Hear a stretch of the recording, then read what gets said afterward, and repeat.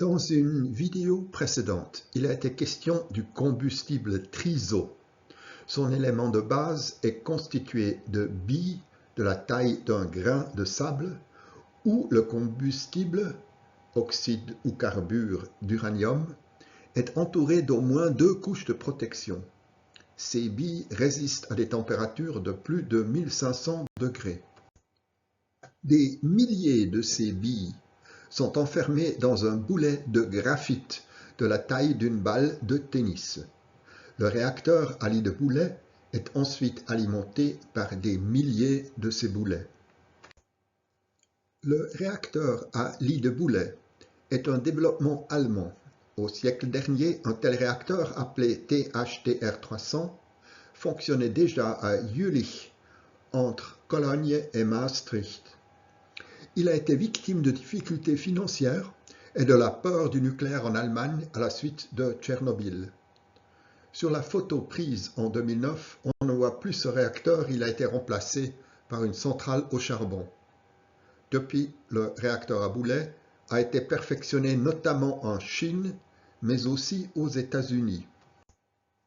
Le tableau compare les principales caractéristiques du réacteur à eau pressurisée traditionnel et du réacteur à lit de boulet.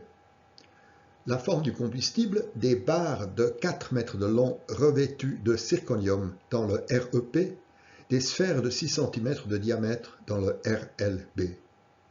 Modérateur, eau sous pression dans le REP, graphite dans le RLB. Température de fonctionnement 300, respectivement 600 à 1000 degrés. Transport de chaleur par l'eau dans le REP et par l'hélium dans le RLB. Le REP est arrêté une fois par an pour être approvisionné en combustible frais, alors que cela se fait en continu dans le RLB. La densité énergétique est élevée dans le REP et faible dans le RLB.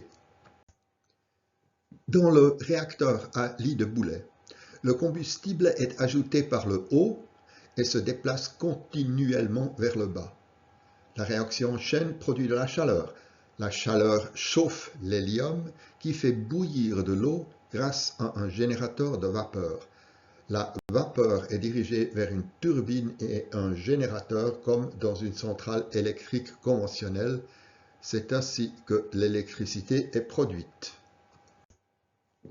Les boules de combustible sont triées comme les lentilles de Cendrillon. À la place des colombes du compte, se trouve sous le réacteur une sorte de compteur Geiger.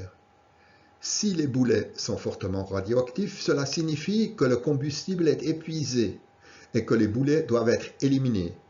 Sinon, on les remet en haut. Les réacteurs à boulets sont potentiellement très sûrs. Pour comprendre pourquoi, il faut se souvenir des accidents de Tchernobyl et de Fukushima.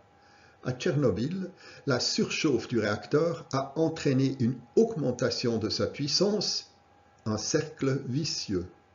À Fukushima, le réacteur s'est arrêté correctement, mais le refroidissement à l'eau est tombé en panne à cause du tsunami, de sorte que la chaleur résiduelle a détruit le réacteur. Dans les réacteurs sûrs, ces deux situations ne doivent pas se produire.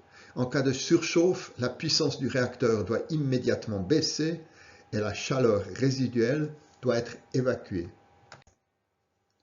Dans ce document très remarqué, les constructeurs chinois décrivent les conséquences d'une interruption volontaire de tout refroidissement dans le réacteur à lit de boulet. On voit ici ce qui s'est passé dans les secondes qui ont suivi. Noir, puissance du réacteur, rouge, flux d'hélium de refroidissement, bleu, position des barres de contrôle. Le réacteur, lignée noire, s'est immédiatement arrêté. En observant attentivement, on constate que la puissance du réacteur a réagi de manière très sensible à l'arrêt du refroidissement, avant même que les barres de contrôle n'aient pu agir.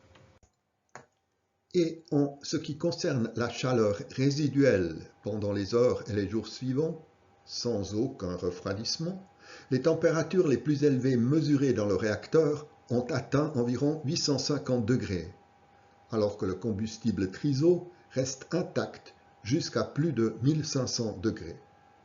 La température à l'extérieur du réacteur n'a que peu augmenté.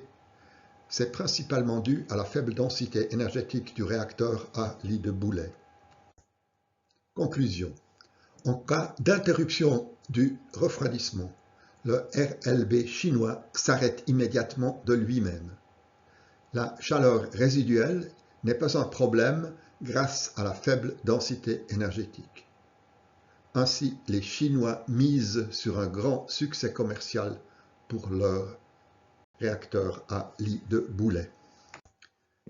Les sources sont indiquées dans la description ci-dessous.